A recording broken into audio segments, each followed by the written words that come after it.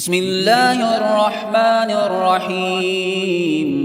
سل بني إسرائيل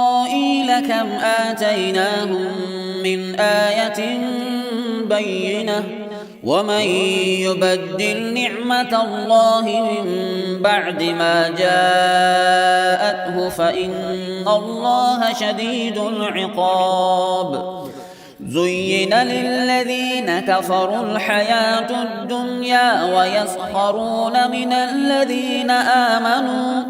والذين اتقوا فوقهم يوم القيامة والله يرزق من يشاء بغير حساب كان الناس أمة واحدة فبعث الله النبيين مبشرين ومنذرين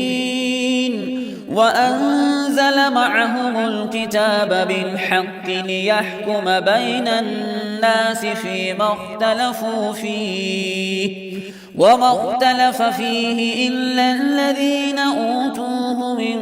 بعد ما جاءتهم البينات بغيا بينهم فهدى الله الذين آمنوا لما اختلفوا فيه من الحق بإذنه والله يهدي من يشاء إلى صراط مستقيم أم حسبتم أن تدخلوا الجنة ولما يأتكم مثل الذين خلوا من قبلكم مستهم البأساء والضراء وزلزلوا حتى يقول الرسول والذين آمنوا معه متى نصر الله ألا إن نصر الله قريب يسألونك ماذا ينفقون قل ما أنفقتم من خير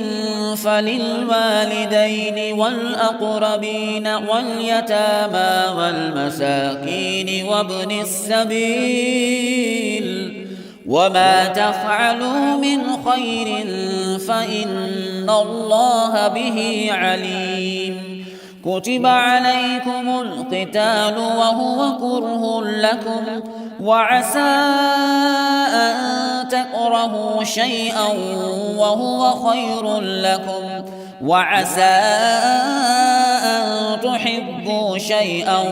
وهو شر لكم والله يعلم وأنتم لا تعلمون